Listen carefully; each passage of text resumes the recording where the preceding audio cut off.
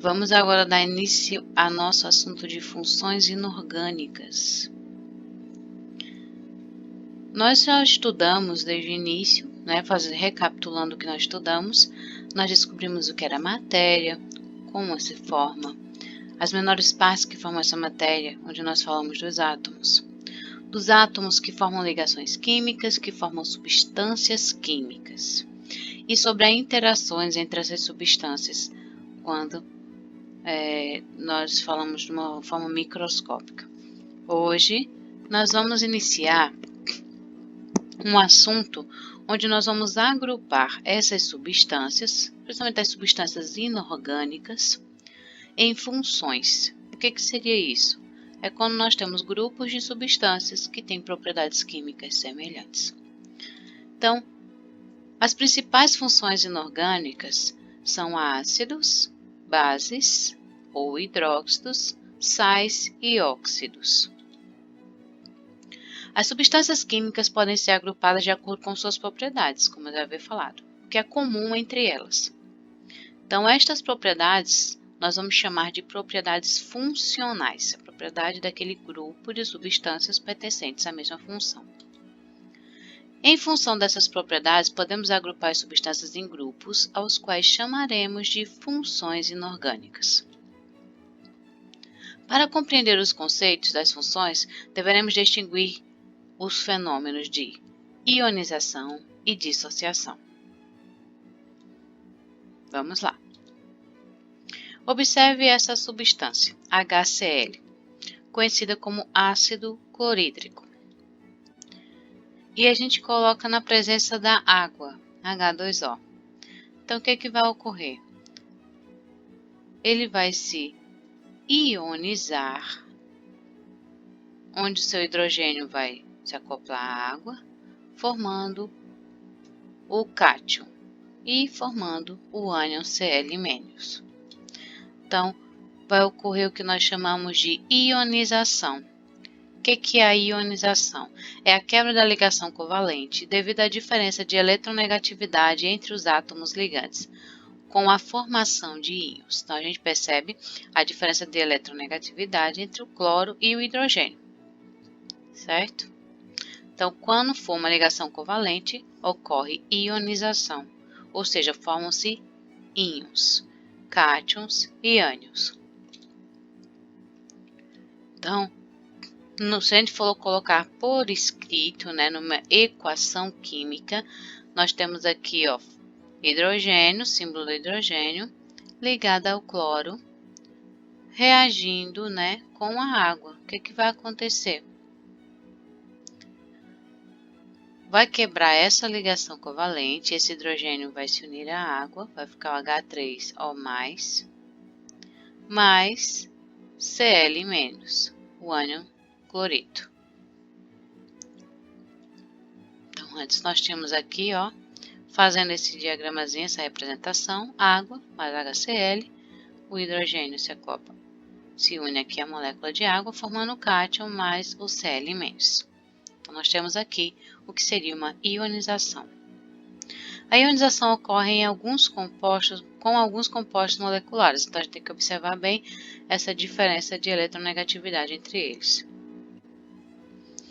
Agora vamos ao NaCl, cloreto de sódio. A gente observa aqui na própria ilustração que nós temos um composto iônico, ou seja, quais são as características de um composto iônico? O composto iônico ocorre a transferência de elétrons e formação de íons que se agrupam, se aglomeram, formando, no caso, os retículos cristalinos, os aglomerados iônicos. Então, eles vão grudando ali um no outro a partir dessa atração entre os ânions e os cátions e vão se unindo ali. É como a gente lembra da pedra de sal, uma pedra de sal grosso, parece um cristal, então aglomerado iônico. Quando a gente coloca na água, o que vai acontecer? A gente vai dissociar. Os íons já existem, então vai ocorrer uma dissociação iônica. Em que consiste a dissociação? Apenas na separação dos íons que formam a substância. Eles já estão ali, mas vai ocorrer separação. Então, quando a gente coloca o sal dentro da água, que a gente dissolve o sal, O que está ocorrendo ali é uma dissociação. A dissociação só vai ocorrer com os compostos iônicos e com os covalentes nós vamos ter a ionização, que no final, assim, no conceito geral, ambos vão ocorrer o quê? Separação de íons, onde vamos ter carga, no caso, positiva e negativa, onde nós vamos ter mobilidade dos íons. O que é a mobilidade? Eles vão se dissociar, vão se separar, ionizar e vão ficar livres na água. Quando as espécies químicas estão em solução aquosa, nem todas elas vão sofrer ionização ou dissociação. E a gente tem como saber a porcentagem das que sofrem a partir do grau de dissociação ou ionização, onde nós vamos ter aqui ó, o alfa, certo? Número de moléculas ionizadas, Ni, dividido pelo número de moléculas dissolvidas. Então vamos a um exemplo. Adicionam-se 600 moléculas de ácido clorídrico à água. Sabendo-se que 540 moléculas estarão ionizadas, podemos afirmar que o grau de ionização dessa espécie química é. Então, foram adicionadas 600 moléculas e apenas 540 estarão ionizadas. Então, a gente vai pegar o número de moléculas ionizadas e dividir pelo número de moléculas que foram adicionadas. Então, 540 dividido por 600 dá 0,90. Para transformar em porcentagem, a gente multiplica por 100 e nós vamos ter que 90% das moléculas do HCl dissolveram-se, ou melhor, dissociaram-se. Ok? Então, 90%. Vamos a outro. Adicionam-se 500 moléculas de um certo eletrólito à água. O que seria um eletrólito, professora? Eletrólito são justamente essas substâncias que sofrem ionização, né, ou dissociação. O que é uma solução eletrolítica? É aquela onde tem íons pela solução, tem mobilidade de íons, ou seja, que conduzem eletricidade. Então, aqui já está dizendo que esse eletrólito ele tem um grau de ionização de 0,9. Quantas moléculas foram ionizadas? Então, tinha 500 moléculas, ele vai dar o grau de ionização ou dissociação. E quer saber o número de moléculas, então é só substituir. Ó. Tem aqui 0,9, substituo aqui.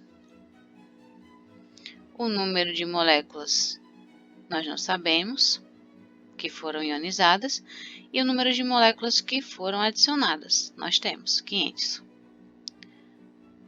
O que está dividindo passa multiplicando. Então, nós teremos que o número de moléculas ionizadas é 0,9 vezes 500.